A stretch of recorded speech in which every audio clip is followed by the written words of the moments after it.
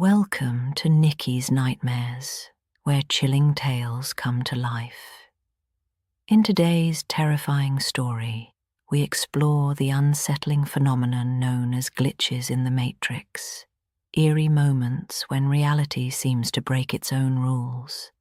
From travelers who appear from countries that don't exist, to mysterious locations that vanish without a trace, to long drives that somehow lead you back to the exact same place you started. These chilling encounters blur the line between coincidence, memory, and something far more disturbing. Because sometimes the world doesn't behave the way it should, and when it doesn't, you're left wondering whether reality itself may have just glitched. If you love scary stories, paranormal encounters, and true horror experiences, you're in the right place. Make sure to like, subscribe, and join me as we delve into the deep, dark, and the mysterious. Most of the time, the world feels stable and predictable. We wake up, follow routines, drive the same roads, walk the same streets, and trust that reality will behave exactly the way it always has. Cause leads to effect. Objects stay where we leave them. Time moves forward in a straight line. But every now and then, something happens that doesn't quite fit. Something small, subtle, and easy to dismiss at first. Yet, the longer you think about it, the more unsettling it becomes. A moment that seems to break the quiet rules that reality usually follows. Many people call these moments glitches in the matrix. The phrase became popular after the 1999 film The Matrix, where reality is revealed to be a massive computer simulation. In the movie, a character notices the same cat walk past a doorway twice in exactly the same way. That repetition signals that the simulated world has just been altered, like a piece of code being rewritten. Since then, the term has taken on a life of its own. Across the internet, thousands of people share strange personal experiences they believe might reveal small errors in the fabric of reality. Entire communities have formed around these stories, where people document moments that seem impossible to explain. And what makes these accounts even stranger is how often the same patterns appear. One of the most common examples involves objects disappearing without explanation. People describe setting their keys, wallet, or phone down in a specific place, only to watch it vanish moments later. They search everywhere. Drawers are emptied, cushions flipped, entire rooms turned upside down. The object is simply gone. Then hours later, sometimes days later, it reappears, not hidden in some overlooked corner, but sitting directly in the place they had already checked multiple times. Other stories involve intense episodes of déjà vu, where a person suddenly feels certain that an entire conversation or moment has already happened before. Not a vague sense of familiarity, but the eerie feeling of watching events unfold exactly the same way twice in a row. Some people even claim they have seen the same animal or person appear twice in quick succession, as if reality briefly duplicated something that should only exist once. Then there are the moments when the world itself seems to pause. Drivers describe seeing pedestrians frozen at intersections, birds suspended in the air, or objects behaving in ways that seem to ignore the basic laws of physics. Individually, each story might sound like a coincidence, a trick of memory, or a misunderstanding of what really happened. But taken together, they create a strange pattern, a pattern that makes some people wonder whether these moments are simply errors in perception or something far more unsettling. Because if reality truly is as solid as we believe, then moments like these shouldn't happen at all. And yet every day, someone somewhere experiences something that makes them stop, look around, and quietly ask themselves one very uncomfortable question. What if reality didn't break? What if it simply glitched? The Man Who Came from Tord. The story begins on a hot day in July of 1954 at Haneda Airport in Tokyo. At first, nothing about the traveler seemed unusual. According to the accounts that have circulated for decades, the man appeared to be a normal European businessman. He was described as Caucasian, well-dressed, and carrying several pieces of luggage. He had a beard and spoke confidently in multiple languages. French seemed to be his primary language, but he reportedly spoke Japanese and several others fluently. Everything seemed routine, until he handed his passport to the immigration officer. The officer opened the document, glanced at the pages, and immediately noticed something strange. The passport itself looked authentic. The stamps appeared legitimate, the paper and seals all seemed genuine. But there was one problem. The passport had been issued by a country called Taured. The officer had never heard of such a country. At first, he assumed it was a misunderstanding, perhaps a translation error. Maybe the name was unfamiliar in Japanese. But when the officer showed the passport to his colleagues, none of them recognized the country either. There was no nation called Taured. When the traveler was questioned, he seemed genuinely confused by their reaction. Calmly, he insisted that Taured was a real country and had existed for over 1,000 years. According to him, it was located between France and Spain. The officers brought out a map. They asked the man to point to where this mysterious country supposedly existed. Without hesitation, the traveler placed his finger on a small region in the mountains, the area known to us as the Principality of Andorra. But when the officers explained that the land was called Andorra, the man became visibly frustrated. He insisted that was impossible. In his world, he said, the country had always been Taured. Neither side was willing to accept the other's explanation. To the Japanese authorities, the man appeared suspicious. Perhaps he was a criminal, perhaps he carried forged documents, but the situation was strange enough that they decided to hold him while they investigated. Because he had not committed any clear crime, they placed him in a nearby hotel for the night under guard. 2 security officers were stationed outside his room to ensure he could not escape. The room itself was several stories above the street. There was no balcony, no fire escape, and only one door. It should have been impossible for him to leave without being seen, but the next morning, when the officers entered the room, the man was gone. There were no signs of forced entry, no open windows, no evidence of escape, and even stranger, all of his personal documents had vanished as well. His passport, his identification, the papers he carried with him, every piece of evidence that could have explained who he was or where he came from, had disappeared. It was as if the traveler himself had simply slipped out of existence. Stories like this are often cited as examples of a glitch in reality, a moment when someone from another timeline, dimension, or parallel Earth briefly crosses into our world. One popular theory suggests that the man may have accidentally passed through a parallel universe, one where the country we know as Andorra is called Taured instead.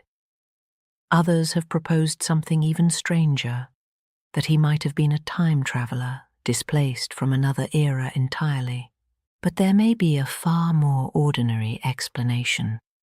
Researchers have pointed out that the legend may have been inspired by a real event involving a man named John Allen Kuchar Zegrus. In 1959, Zegrus was arrested in Japan after presenting a fake passport from a place called Tuarid. He had reportedly used the forged documents while traveling through the Middle East and was eventually sentenced to a year in prison for fraud. Over time, that real incident may have been retold, exaggerated, and slowly transformed into the unsettling mystery we now know as the man from Taured. But even knowing that explanation, I can't help wondering about one detail, because in the legend, the traveler didn't just lie about where he came from, he believed it. And if that part of the story were true, then somewhere, in some version of our world, there may still be a country called Taured. And for one brief moment in 1954, someone from that world may have stepped into ours. The café that never existed. When I was a kid, my family had a strange habit. In the middle of winter, when most people stayed indoors, we would go walking along the coast. Not the sunny kind of beach walk you see in postcards. I mean the bleak kind, cold wind rolling off the water, empty sand stretching for miles, the kind of place where the sky and the sea blur together into the same dull grey. One winter afternoon, my parents loaded my brothers and me into the car and drove us out to a remote stretch of coastline called Blackwater Spit. It was a long, narrow tongue of sand that reached out across the mouth of a river estuary. Ships passed through that channel constantly, and far in the distance you could always see the red warning lights from the suspension bridge blinking through the mist. We started our walk along the shoreline, bundled in coats, scarves, and thick wool gloves. At first it was quiet, then the weather turned. What began as light snow suddenly became a full blizzard. Wind screamed across the dunes, and the world disappeared into swirling white. The sand stung our faces, and visibility dropped to almost nothing. My brothers and I started complaining almost immediately. We were tired, cold, and starving. But my father, who had grown up in that region and knew the coastline better than anyone, kept telling us the same thing. "There's nothing out here," he said. "No shops, no cafes, nothing for miles." We believed him until we saw the building. It appeared suddenly through the snow, like something materializing out of the storm. A long, low structure sat perched on top of a sand dune, surrounded on all sides by thick, tangled hedgerows. It looked oddly out of place, like an annex from an old 1960s school building that had somehow been dropped in the middle of nowhere. Out front was a simple signboard half buried in snow. Hot drinks, sandwiches, tea. Without hesitation, we rushed inside. The moment the door opened, a wave of warmth and noise poured over us. The place was packed. Dozens of tables filled the room, every single one occupied. Mostly elderly people, pensioners drinking tea, eating toast, chatting quietly, which didn't make any sense. When we had arrived at the car park earlier, there hadn't been a single other vehicle, and the nearest village was miles away. Yet somehow this cafe was full. The interior was just as strange. The tables and chairs didn't match. Old wooden furniture sat beside metal stools and plastic cafe chairs. Around the room stood tall glass display cases filled with taxidermy animals labeled as local wildlife. But the animals didn't belong there. There were hedgehogs, badgers, small woodland creatures you would never expect to see anywhere near the coast. Mixed among them were rare shorebirds that almost never appeared in that region. It felt wrong, like someone had tried to recreate nature from memory and gotten parts of it slightly off. At the center of the room stood a staircase spiraling upward, but the upper floor was completely dark, pitch black, even though it was the middle of the day outside. No windows, no light. Just darkness swallowing the top of the staircase. We chose a table while my father went to the counter. As I sat there, something else caught my attention. The prices on the wall. They didn't make sense. Instead of modern currency, everything was listed in old denominations: halfpennies, sixpence, shillings, coins that had vanished decades earlier.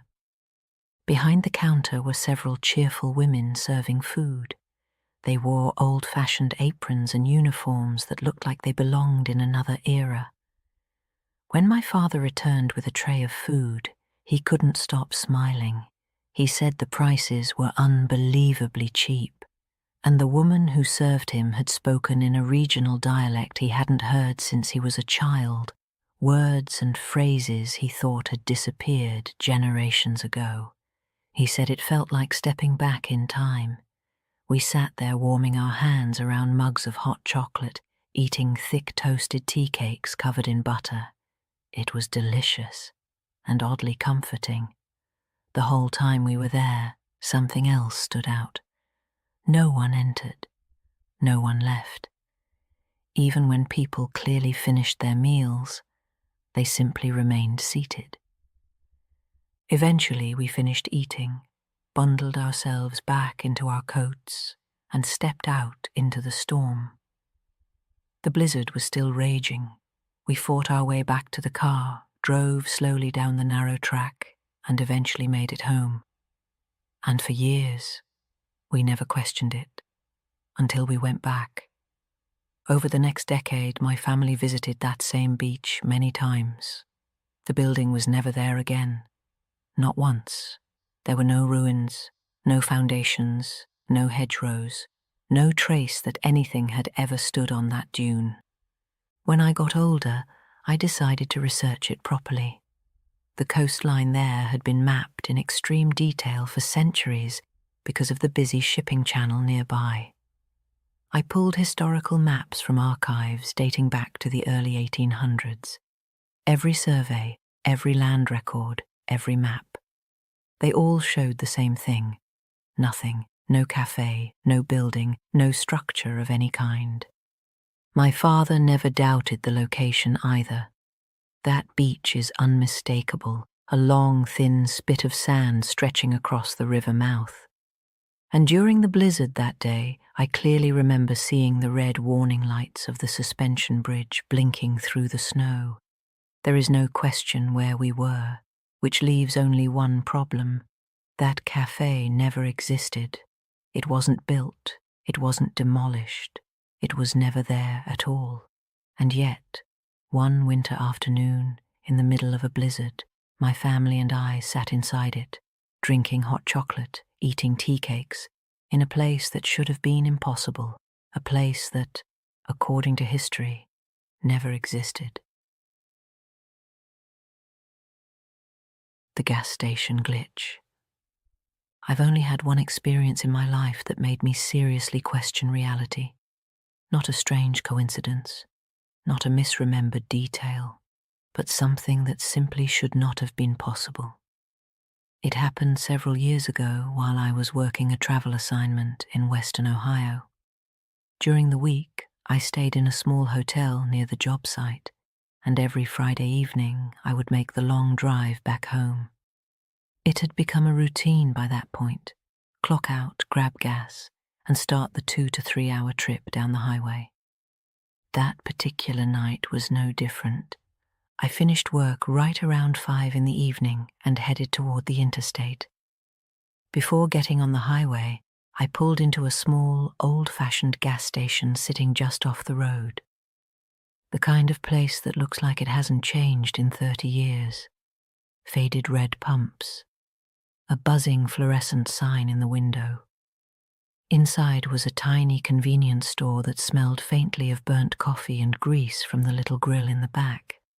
I filled up the truck, went inside to pay, and even remember exchanging a few words with the cashier before heading back out to the road. From there, I merged onto the interstate and settled into the long drive home. For the next couple of hours, everything felt completely normal. Traffic was light, the road stretched endlessly through dark farmland, and the sky slowly shifted from sunset into full night. After about 2.5 hours of driving, I started feeling hungry and decided to stop somewhere for a quick burger and to use the restroom.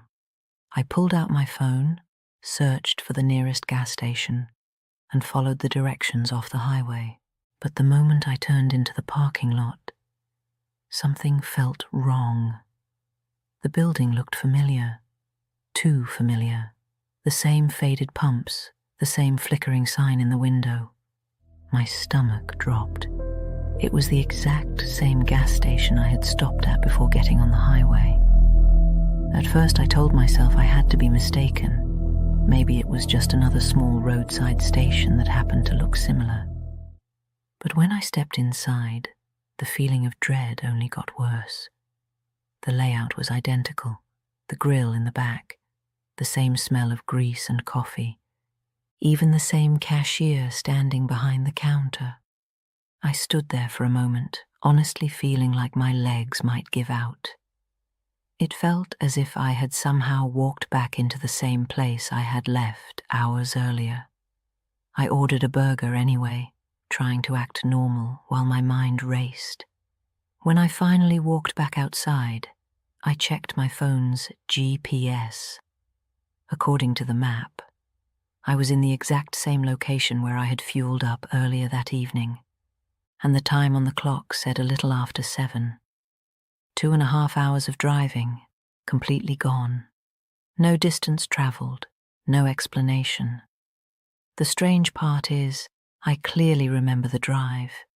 I remember passing exits, watching the sky grow darker, and seeing mile markers roll by.